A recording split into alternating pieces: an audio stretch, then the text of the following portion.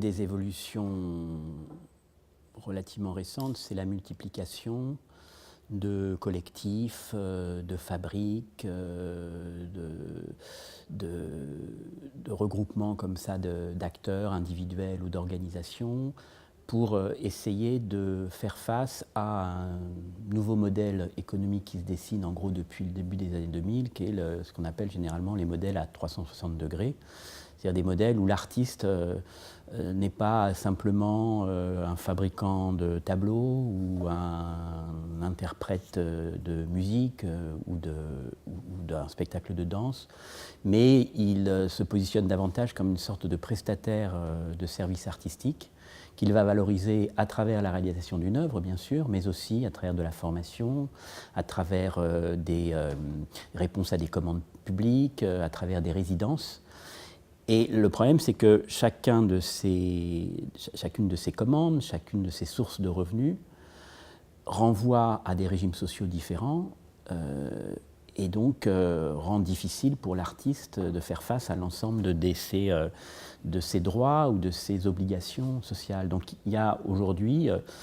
beaucoup d'artistes qui se regroupent sous forme de collectifs, il y a des organisations qui se regroupent dans des fabriques pour essayer de mutualiser un petit peu mieux ces services administratifs, économiques, sociaux associés aux professions artistiques, et aussi pour être plus visible, pour avoir un rapport de force plus efficace vis-à-vis des marchés ou vis-à-vis des collectivités publiques. Donc ça, c'est une évolution qui n'est pas nouvelle. Hein. Dans le domaine de la photographie, Magnum a fait ça au lendemain de la guerre, donc des collectifs d'artistes, des collectifs de photographes, il y en a depuis longtemps, mais le processus s'est accéléré avec justement le développement de ces fabriques, de ces Fab Labs.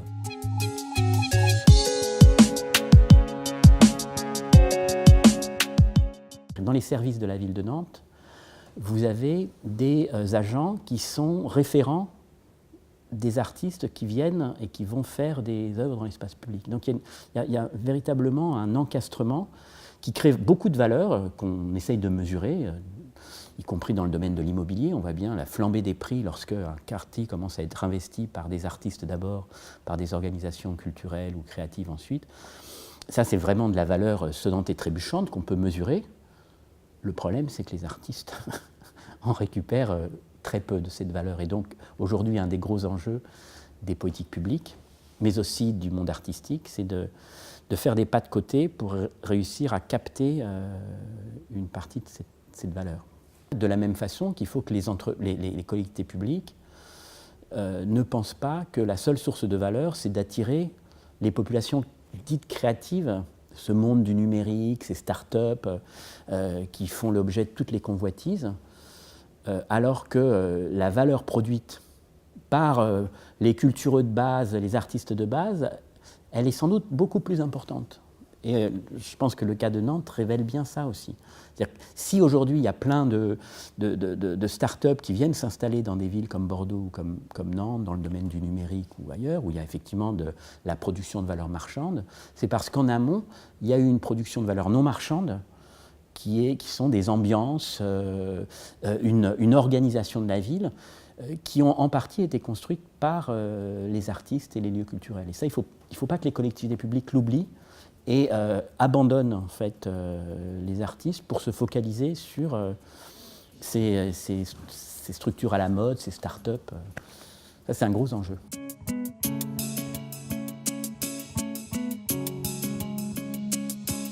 Je dirais n'importe quelle activité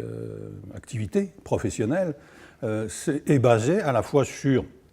des talents, des compétences personnelles, mais aussi sur la nécessité d'inventer ou de nouer des partenariats avec d'autres acteurs que soi-même. Hein. Qu'on soit d'ailleurs dans une petite entreprise, une petite organisation, ou qu'on soit relativement en travailleur indépendant ou en freelance, comme on dit. Alors, par contre, ce qu'on peut peut-être pointer, c'est que quand il est question de ces questions-là sur le domaine artistique et culturel, je crois qu'il y a une vraie tension entre la dimension personnelle, individuelle, et la nécessité collective. Au sens où on voit bien que la plupart des projets artistiques et culturelles sont initiées à partir d'un désir, d'une volonté relativement agrippée, accrochée ou portée par une personne ou au moins un très petit nombre de personnes. Sauf que, à la fois, dans les conditions actuelles de développement des activités artistiques et culturelles, mais aussi par le fait que de la complexité un peu croissante des mécanismes en jeu, une seule personne est aujourd'hui souvent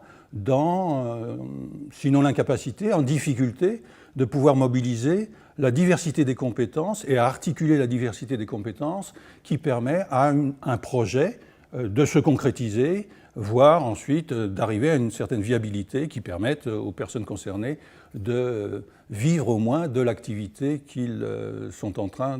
d'initier. Donc très rapidement, que ce soit parce qu'il y a des compétences qui sont manquantes concernant le porteur de projet,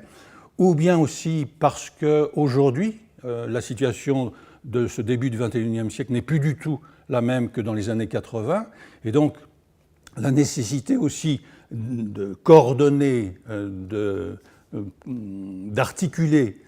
plusieurs types d'acteurs, plusieurs types de compétences pour simplement réaliser le moindre projet, même s'il est et s'il reste nécessairement très singulier, est encore plus forte aujourd'hui qu'hier.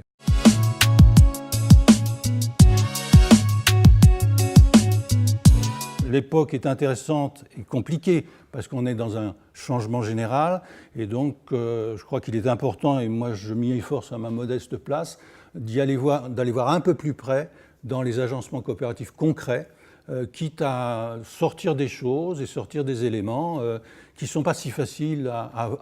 à accepter, par exemple dans la difficulté à pouvoir tenir un agencement coopératif sur la durée, sur l'équilibre extrêmement délicat à avoir entre des modes de relation formalisés, mais aussi la nécessité de garder des formes de relations informelles, comme ça,